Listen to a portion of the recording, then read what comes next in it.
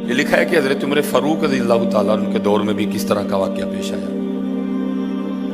ایک نوجوان تھا، حسین و جمیل تھا، اللہ نے حسن عطا کر رکھا تھا بڑا۔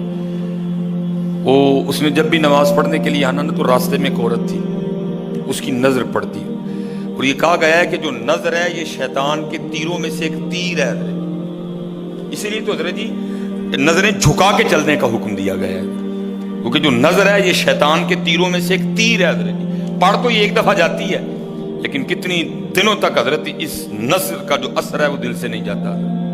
اپنی نظریں بڑی سنبھالو، اپنی نظریں بڑی سنبھالو۔ اس کی تو نظریں پاک تھیں لیکن راستے میں ایک عورت تھی، اس کی پاک نہیں تھی۔ اس نے آتے جاتے جاتے آتے آتے جاتے اس کو دیکھنا، شیطان نے اپنا کام کرنا شروع کر دیا۔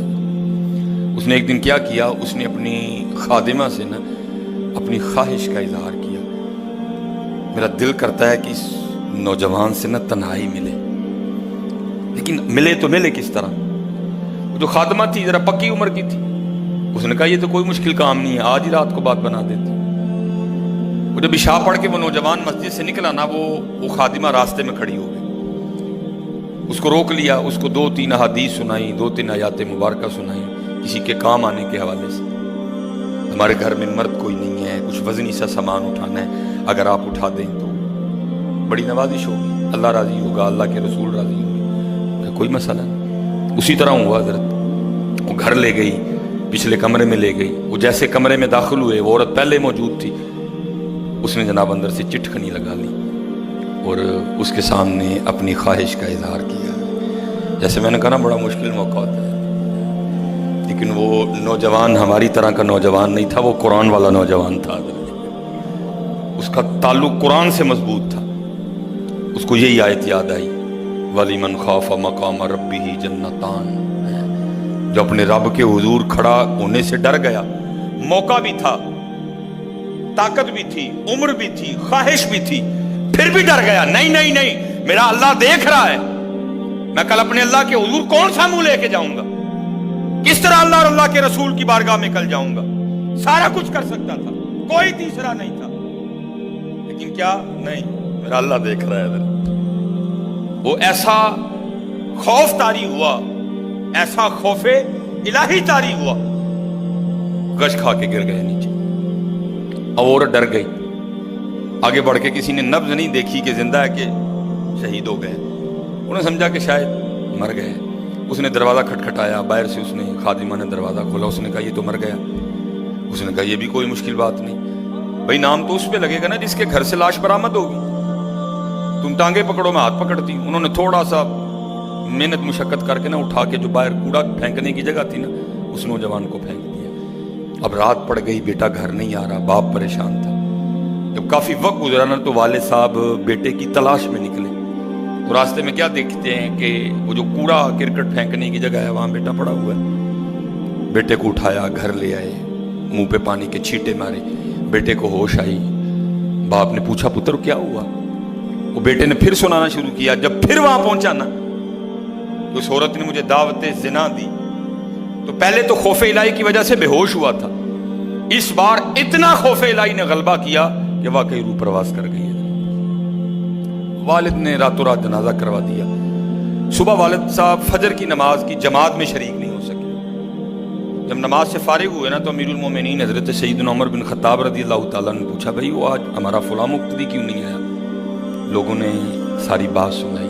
حضرت جوان بیٹا تھا، انتقال کر گیا، رات ہی کو جنازہ ہو گیا، شاید اس وجہ سے حضرت نہیں جماعت میں تشریف لا سکے۔ آپ نے فرمایا چلو اپنے بھائی کے غم میں شریک ہوتے ہیں۔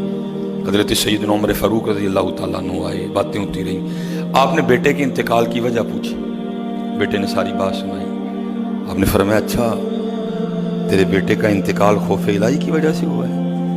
تو اللہ تو فرماتے ہیں وَلِمَنْ خَافَ مَقَامَ رَبِّهِ جَنَّتَانِ، اور جو ہمارے رب حضور کھڑا ہونے سے ڈر گیا اس کے لیے 2 جنتیں ہیں۔ تو چل پھر مجھے ذرا اپنے بیٹے کی قبر پہ لے کے چل۔ لکھا ہے حضرت عمر فاروق اب اس کے بیٹے کی قبر پہ تشریف لے، اس کی قبر پہ کھڑے ہو کے اس نوجوان کو باہر سے مخاطب کر کے فرماتے ہیں، اللہ فرماتے ہیں وَلِمَنْ خَافَ مَقَامَ رَبِّهِ جَنَّتَانِ، اور جو اپنے رب کے حضور کھڑا ہونے سے ڈر گیا اس کے لیے 2 جنتیں ہیں۔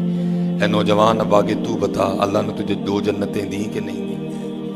تو لکھا ہے قبر سے جواب آتا ہے امیر المومنین رب سچا، رب کا رسول سچا، رب کا قرآن سچا، میں جیسے ہی قبر میں آؤں اللہ نے مجھے 2 جنتیں عطا کر دی ہیں۔ بچو اس سے بچو، اس دور کا سب سے بڑا فتنہ ہے، اس سے بچو اور خود نہیں بچا جاتا، اپنے اللہ کے حضور بار بار گڑ گڑاؤ یا اللہ سانو بچا لے۔ اور پھنسایا حضرت ہمیں انہوں نے اس طرح ہے، ہمارے معاشرے کو انہوں نے اس طرح کا بنا دیا ہے کہ یہاں زنا بالکل بری چیز نہیں سمجھی جا رہی، لوگ فخر سے بتاتے ہیں، اور یہ قرب قیامت کی نشانی ہے۔ لوگ گناہ کر کے فخریہ بتایا کریں۔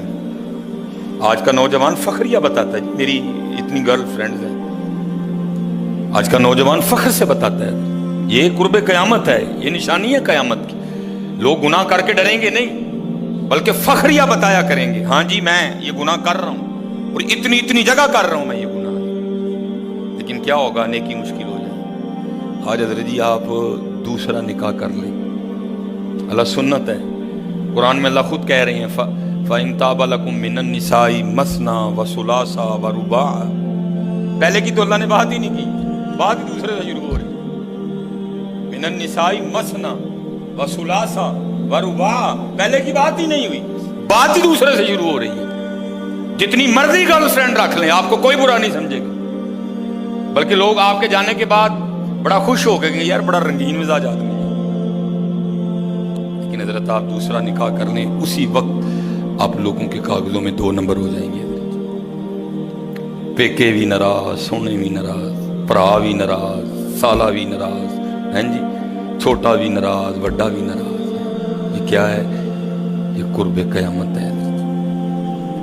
گناہ اچھا ہو گیا، گناہ آسان ہو گیا، نیکی بری سمجھی جانے لگی، نیکی مشکل ہو گئی ہے۔ اس لیے بچو حضرت، اس کا طریقہ جو ہمیں ہمارے بڑوں نے بتایا ہے یہی ہے حضرت جی، روز سرگی اٹھو تے اللہ دے حضور رو، یا اللہ جے دن چڑھے آئے تے تیرے فضل نہ چڑھے آئے، جے چاڑے تے پھر ساڑی حفاظت بھی فرمائیں گے، سانو بچا بھی لیں گے، ساڑی حفاظت بھی فرمائیں گے۔ تو حضرت جی دنیا تو 4 دن کی ہے، جا رہی ہے،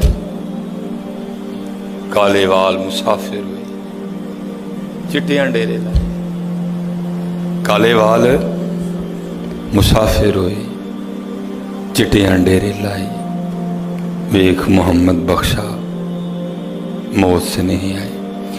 اور حضرت جی اللہ سب کو اپنی حفاظت میں رکھے۔ اگر کوئی اس گناہ میں پھنسا ہوا ہے، اگر کوئی اس گناہ میں پھنسا ہوا ہے تو میں